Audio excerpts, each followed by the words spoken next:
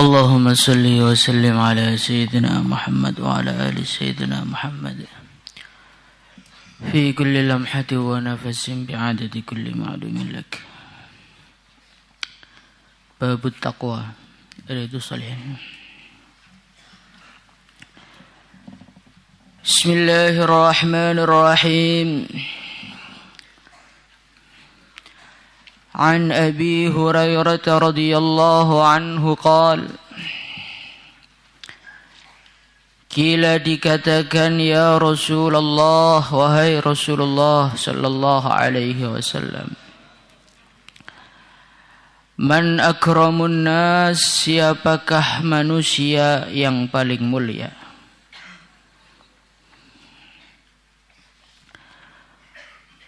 Qal, maka baginda Nabi Muhammad sallallahu alaihi wasallam beliau bersabda, atqahum, orang yang paling mulia adalah orang yang paling takwa di kalangan manusia. Faqalu, maka para sahabat mereka bertanya, mengatakan, Laisa an hadza, bukan tentang ini, nas'aluka, kami bertanya kepadamu. Qal, maka Nabi Muhammad sallallahu alaihi wasallam beliau bersabda, fa Yusufu, maka yang paling mulia adalah Nabi Yusuf. Nabiullah, yaitu beliau adalah seorang nabinya Allah. Ibnu Nabiyillah, putranya nabinya Allah juga, yaitu Nabi Yaqub. Ibni Khalilillah, dan beliau putranya kekasih Allah. Jadi Nabi Yusuf ini naik semuanya nabi. Yusuf bin Yaqub bin Ishaq bin Ibrahim. Itu adalah manusia yang paling mulia karena beliau sampai sak kakek-kakeknya nabi semuanya. Qalu, maka para sahabat mengatakan, laisa an hadza, bukan tentang ini ya Rasulullah, nas'aluka, kami bertanya kepada engkau. Qal, maka baginda Nabi Muhammad sallallahu alaihi wasallam beliau mengatakan, fa'an ma'adinil Arab, apakah tentang asal usulnya orang-orang Arab, nasab-nasabnya orang Arab. Tas'aluni, kalian semua bertanya kepadaku.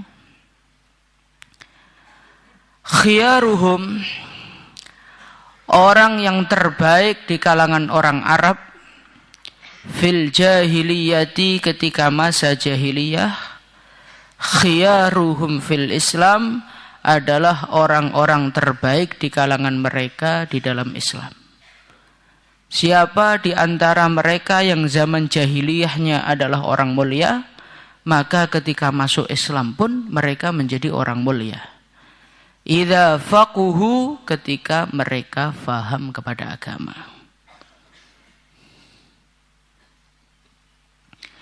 Faquhu bidhammil qaf, kata-kata faquhu bidhammil qafi, di dhammah qafnya alal masyhur, menurut riwayat yang masyhur. Wa hukiya kasruha, dan diceritakan, diriwayatkan dibaca dengan kasroh. Ai alimu, maksudnya adalah mereka memahami ahkam syar'i, hukum-hukum syariat. Suatu ketika Rasulullah sallallahu alaihi wasallam beliau ditanya, man akramun nas, siapakah manusia yang paling mulia? Maka Rasulullah sallallahu alaihi wasallam menjelaskan kepada para sahabat penjelasan yang sangat-sangat penting kita renungi. Sangat-sangat penting direnungi untuk atau oleh orang-orang yang ingin mencari kemuliaan. Kenapa saya katakan penting? Karena kebanyakan manusia pada hari ini mereka mencari kemuliaan tetapi dengan cara yang salah. Baginda Nabi Muhammad sallallahu alaihi wasallam beliau bersabda, atqahum, orang yang paling mulia adalah orang yang paling takwa. Orang yang paling menjaga dirinya dari murka Allah Subhanahu wa ta'ala, itu adalah orang yang paling mulia. Hari ini untuk mendapatkan kemuliaan, kita berusaha mengumpulkan harta sebanyak-banyaknya. Demi mendapatkan kemuliaan di kalangan mata manusia, kita membeli baju semahal-mahalnya. Demi mendapatkan kemuliaan di hadapan manusia, kita cari jabatan setinggi-tingginya. Demi mendapatkan kemuliaan, kita membangun rumah sebesar-besarnya. Ketahuilah wahai manusia, semua yang kita usahakan itu tidak menambah kemuliaan kita. Mobil mahal, kita bangga dengan mobil mahal. Yang mahal itu mobilnya apa orangnya? Mobilnya kan? Berarti yang mahal itu mobilnya, bukan kita. Kenapa kita bangga memiliki mobil yang mahal? Kan yang mahal mobilnya, bukan diri kita. Kita bangga dengan rumah yang besar. Yang besar kan rumahnya, bukan kita. Kita bangga dengan banyaknya uang. Yang banyak kan uangnya, bukan kita. Jadi orang yang mencari kemuliaan atau merasa mulia dengan benda-benda dunia, ketahuilah itu bukanlah satu kemuliaan, karena yang mulia itu perkara lain. Yang nempel saja, bukan kitanya. Tetapi ketika ketakwaan ada di dalam kehidupan kita, ketakwaan telah masuk di dalam hati kita, rasa takut akan siksa Allah telah menguasai diri kita, maka yang menjadi bernilai diri kita sendiri itu jadi bernilai. Sehingga baginda Nabi Muhammad sallallahu alaihi wasallam beliau bersabda, atqahum, orang yang paling takwa itulah yang paling mulia, karena nilai kemuliaan itu ada di dalam dirinya. Maka dalam satu hadis yang lain Rasulullah sallallahu alaihi wasallam bersabda, innallaha la yanzuru ila suwarikum. Allah enggak melihat bentukmu, tampanmu seberapa, enggak. Wala yanzuru ila suwarikum wa amwalikum, hartamu seberapa, Allah enggak peduli. Walakin yanzuru ila qulubikum. Allah memandang hatinya, yang menjadikan manusia bernilai atau tidak itu hatinya bagaimana. Apakah di dalam hati itu ada khusyuk? Apakah di dalam hati itu ada ketakutan kepada Allah? Apakah di dalam hati itu ada harapan kepada Allah? Apakah di dalam hati itu ada rasa tawakal kepada Allah atau tidak? Itulah yang akan dipandang oleh Allah. Maka Nabi mengatakan, atqahum, orang yang paling mulia adalah orang yang paling takwa. Maka kita ini sebagai orang Islam yang menyibukkan diri dalam agama, marilah konsep kemuliaan di dalam kepala kita sesuaikan dengan yang diajarkan oleh Rasulullah sallallahu alaihi wasallam. Raihlah kemuliaan dengan meningkatkan ketakwaan, insyaallah. Nah, takwa itu apa? Takwa itu adalah menjaga diri dari murka Allah. Itulah takwa. Semakin kita menjaga diri dari kemurkaan Allah, berarti semakin tinggi takwa kita. Dengan apa kita menjaga diri dari murka Allah? Dengan kita tunduk kepada Allah. mengerjakan perintahnya, meninggalkan larangannya. Kita usaha menjaga diri kita, zahir kita dari murka Allah. Dan kita jaga batin kita dari murka Allah. Itulah takwa. Maka Allah subhanahu wa ta'ala menggambarkan di dalam Al-Quran orang yang bertakwa itu orang yang seperti apa. Supaya kita mudah mengikutinya. Alladzina yunfiquna fis sarra'i wad-dharra'i wal kadhiminal ghaidh والكاظمين الغيظ والعافين عن الناس والله يحب المحسنين. Orang yang takwa dikatakan oleh Allah Subhanahu wa taala dalam Al-Qur'an, siapakah orang yang takwa? Alladzina yunfiquna fis sarra'i wad-dharra. Orang takwa itu bukan orang yang pelit. Tetapi orang takwa itu orang yang suka berinfak.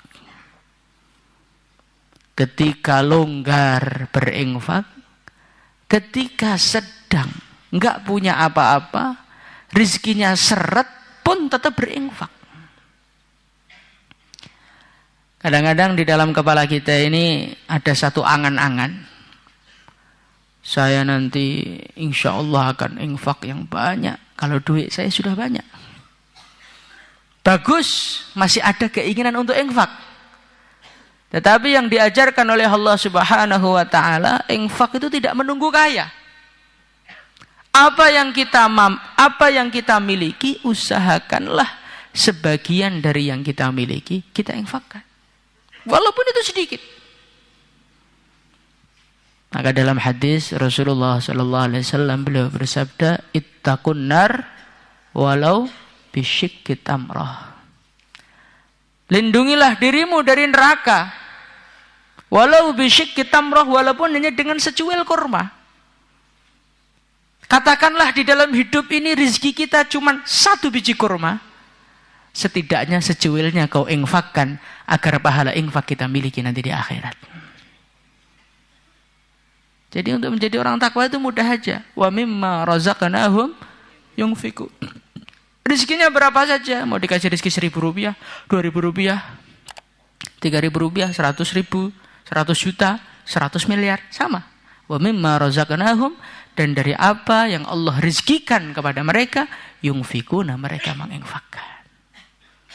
Maka suasana menginfakkan ini bagaimana kita belajar hidupkan di dalam kehidupan kita, insyaallah ya. Apalagi di pesantren ini, masya Allah. Di akhir bulan banyak orang-orang yang sakaratul maut dompetnya. Kita harus menjadi orang yang sigap, menjadi orang yang tanggap. Melihat temannya kayaknya kelaparan, melihat temannya kayaknya murung, nggak punya duit. Jangan kita ini pura-pura menjadi orang yang nggak tahu. Oh itu sedih itu karena apalannya belum jadi kok itu. Bukan karena nggak punya duit. Akhirnya apa? Akhirnya duit kita ini cuman memenuhi dompet-dompet kita dan hanya akan memberatkan hisab kita nanti di akhirat. Nah, kita belajar jadi orang infak, insyaallah. Wal kadhiminal ghaidha. Kemudian seorang manusia yang hidup di dunia ini, ketahuilah kita hidup di dunia ini nggak sendirian. Ada ayah, ada ibu, ada adik, ada kakak, ada saudara, ada tetangga, ada teman. Kita hidup bermasyarakat. Dan sudah menjadi keputusan Allah, otak manusia itu masing-masing. Seleranya masing-masing, kesenangannya masing-masing, kesensitifannya juga masing-masing. Maka cepat atau lambat berkumpul dengan manusia-manusia yang bermacam-macam, ketersinggungan, disakiti, dizolimi, itu mesti akan terjadi dalam kehidupan kita. Ketika seorang manusia disakiti hatinya sakit, hatinya marah, itu normal. Maka Allah Subhanahu wa ta'ala tidak mengatakan dalam Al-Quran orang yang takwa, orang yang nggak bisa marah. Bukan. Orang kalau nggak bisa marah malah nggak normal. Berarti sudah hilang perasaannya. Ketika perasaan sudah hilang, jangan-jangan nyawanya sudah nggak ada. Jadi orang normal itu ketika disakiti, sumpek marah itu wajar. Tetapi orang takwa berbeda. Kemarahannya ditahan. Walaupun hatinya marah, walaupun hatinya sumpek, walaupun hatinya mau muntah melihat manusia-manusia yang menyakiti dia, tetap senyuman tetap tergambar di wajahnya. Kebaikannya kepada orang yang menyakiti tidak pernah berhenti. Itu namanya orang takwa. Kadhiminal ghaidh. Kesumpekannya itu ditahan. Sehingga orang itu bingung, orang ini sedang marah apa sedang senang itu bingung. Nah, bagaimana insyaallah?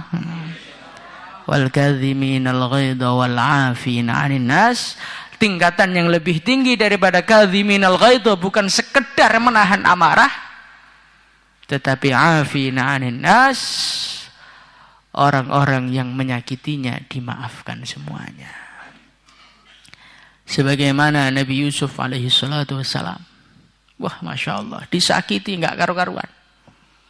Dilemparkan di dalam sumur sehingga sampai beliau dibawa ke Mesir, dijual di Mesir. Masya Allah. Satu penderitaan yang luar biasa. Tetapi ketika saudara-saudaranya sudah berada di depannya, qalu a innaka la anta Yusuf? Qala ana Yusuf wa hadha akhi. Maka mereka minta maaf kepada Nabi Yusuf. Nabi Yusuf dengan ringannya, dengan mudahnya beliau mengatakan, la tathriba alaikumul yaum. Dah, nggak saya caci, nggak saya perkarakan, nggak saya urus, nggak saya ungkit-ungkit. Dah, selesai. Sudah saya maafkan semua. Ini kalau orang iman itu punya kayak gini semua, Kang. Wah, nggak ada orang tengkar. Maka ini sifat ketakwaan bagaimana kita miliki. Afina anin nas, belajar memaafkan. Sifat memaafkan ini harus kita miliki. Karena kita tidak bisa menuntut semua manusia untuk baik terus, itu nggak bisa. Jangankan kepada manusia yang lain, yang nggak kita kenal, yang jauh dari kita, dengan orang-orang sekitar kita, dengan orang yang sangat dekat dengan kita pun, kita tidak bisa menuntut mereka untuk selalu cocok dengan selera kita, dengan istri kita, dengan anak kita. Mesti ada masa di mana mereka menjengkelkan, anaknya menjengkelkan, sebagaimana anda telah menjengkelkan orang tuanya. Itu kan kalau telepon awal bulan mereka agak sumpek juga itu. Maka kalau kamu nanti sudah menjadi orang tua, afina anin nas, jadilah menjadi seorang pemaaf. Jangan menjadi seorang yang mengancam. Oh, kamu sudah menyakiti saya ya. Lihat saja suatu saat nanti Allah akan datangkan orang yang lebih menyakitkan kepada kamu. Orang takwa itu enggak kayak gitu. Afina anin nas, la tathriba alaikumul yaum. Bagaimana belajar memaafkan insyaallah. Laisa an hadza nas'aluk ya Rasulullah, bukan mengenai ini yang aku tanyakan kepadamu. Yang kami maksud, yang kami tanyakan kepadamu, orang yang paling mulia itu siapa? Bukan atqahum itu yang kami maksud, bukan, yang lainnya. Maka Nabi bersabda, fa Yusuf nabiyullah ibnu nabiyillah ibnu khalilillah. Oh, orang yang paling mulia adalah Nabi Yusuf. Karena Nabi Yusuf itu adalah seorang nabi, ayahnya nabi, kakeknya yang pertama nabi, kakeknya setelahnya nabi juga. Itu double 4 nasab, nabi semuanya. Inilah akramun nas, orang yang paling mulia, paling tinggi nasabnya. Maka para sahabat mengatakan, laisa an hadza nas'aluk ya Rasulullah sallallahu alaihi wasallam. Bukan ini yang aku tanyakan kepada engkau. Fa'an ma'adinil arabi tas'aluni. Apakah yang kamu tanyakan kepadaku adalah asal usulnya orang Arab? Ma'adinil Arab, asal usulnya orang Arab. Orang Arab itu yang paling mulia siapa? Maksudnya begitu. Ma'adin jam'u mi'dan. Ma'adin ini jamaknya jamak dari kata-kata mi'dan. Mi'dan itu terjemah mudahnya tambang. Wa huwa ma yastaqirru fil ard. Tambang itu apa? Tambang itu adalah sesuatu yang tersimpan di dalam bumi. Sesuatu yang tersimpan di dalam bumi itu kalau dikeluarkan, maka yang tampak adalah perkara yang sesuai dengan aslinya. Dalam satu hadis lain dikatakan Rasulullah sallallahu alaihi wasallam beliau bersabda, "An-nasu ma'adin kama'adinidz dzahabi wal fiddah. Khiyaruhum fil jahiliyah, khiyaruhum fil Islam." Manusia ini, kata baginda Nabi Muhammad sallallahu alaihi wasallam, itu seperti barang tambang. Kama'adinidz dzahabi wal fiddah. Namanya barang tambang yang ditambang dari bumi, macam-macam sama.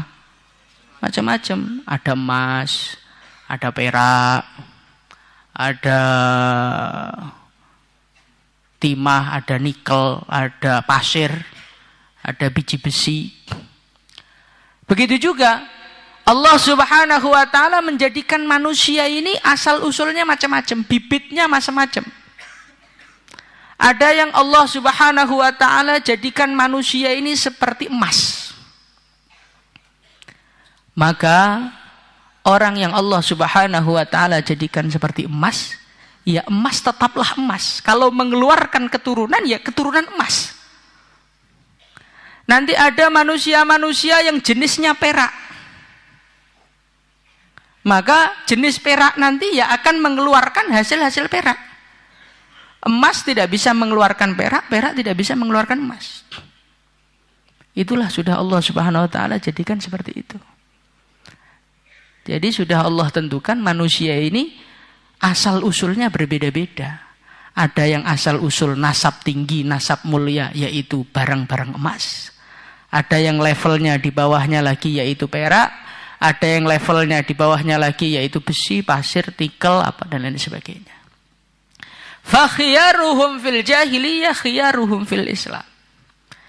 Maka orang-orang yang asal usulnya emas semenjak zaman jahiliyah sudah mulia, ya nanti kalau masuk Islam ya langsung jadi orang maju. Memang bahannya itu bahan emas kok. Memang bahannya itu barang istimewa. Maka dimanapun ya jadi orang istimewa.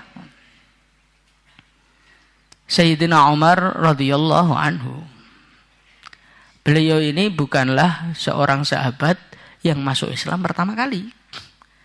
Sahabat-sahabat yang masuk Islam sebelum Sayyidina Umar radhiyallahu anhu itu banyak. Tetapi karena Sayyidina Umar ini kualitasnya, istilahnya asal usulnya, nasabnya, kualitasnya lebih tinggi daripada yang lain, maka masuk Islam ya langsung jadi orang nomor 2. Ya itulah sudah ketentuan Allah Subhanahu wa taala. Maka di sini kata para ulama, la syakka ala anna fin nasabi athar. Dari hadis ini kita bisa memahami bahwasannya nasab itu penting. Nasab itu ada nilainya. Dan itu sudah dibuktikan. Nggak usah di dalam kalangan manusia saja. Di dalam kalangan kuda pun sama. Itu kuda-kuda yang ayahnya, kakeknya juara. Itu nanti anaknya juara. Sehingga kalau ngawinkan kuda yang pernah keturunan juara, itu bayarnya mahal itu. Kuda saja nasabnya itu berarti, apalagi seorang manusia. La syakka ala anna fil athari ala anna fin nasabi athar. Nasab itu sangat mempengaruhi sekali kualitas seseorang. Kalau seseorang manusia itu nasabnya bagus, maka tersentuh agama sedikit saja langsung menjadi orang istimewa. Nah kadang-kadang hal seperti ini nggak kita pahami gitu loh. Sehingga mondoknya bareng, ngajinya bareng, kok satunya jadi orang mulia, bisa punya pesantren banyak, kemudian tenar di mana-mana. Lah saya ini ngajinya bareng kok Nggak ada orang yang senang sama saya. Oh, kayaknya emang bahannya beda gitu. Kayaknya emang bahannya beda.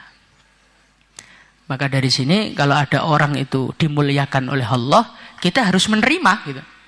Jangan kita menjadi orang yang hasad kepada dia, karena mungkin orang ini adalah orang-orang yang asal usulnya orang-orang istimewa. Yang mana keistimewaannya beda dengan kakek-kakek kita, dengan mbah-mbah kita. Akhirnya ketika dicetak ya, walaupun cetakannya sama, bahan satunya emas, bahan satunya perak, harganya sama atau beda? Beda. Walaupun sama-sama menjadi berharganya, emas dengan perak tetaplah beda. Maka kalau ada orang dimuliakan oleh Allah, kemudian pengikutnya banyak, yang senang banyak, ya mungkin itu adalah barokah dari nasab-nasabnya mbah-mbahnya orang-orang yang berkualitas gitu loh. Bisa dipahami ya? Ini yang pertama kali. Kemudian yang kedua kali, karena kemuliaan seseorang itu sangat erat kaitannya dengan nasab, maka wahai orang-orang yang bernasab, jagalah nasabmu. Jangan ketika kita ini mempunyai nasab, kita tidak menjaga nasabnya, kawin dengan orang sembarangan, nikah dengan orang sembarangan. Akhirnya apa? Akhirnya kualitasnya lama-lama menurun. Emas dicampur dengan logam, ya memang masih ada emas-emasnya, tapi kan lama-lama kesan logamnya menjadi lebih banyak gitu. Maka disinilah para ulama dulu urusan pernikahan mereka sangat hati-hati sekali. Sebelum nikah ditanya nasabnya dulu, mbah-mbahnya dulu riwayatnya bagaimana, amalannya bagaimana. Supaya apa? Supaya orang-orang yang memiliki nasab ini nasabnya terjaga terus, kualitasnya ila yaumil qiyamah. Ini yang pertama. Yang keberapa nggak tahu lah. Kemudian yang terakhir, pertanyaan di dalam hati kita. Ya Pak, saya ini sudah terlanjur nggak punya nasab, gimana ini?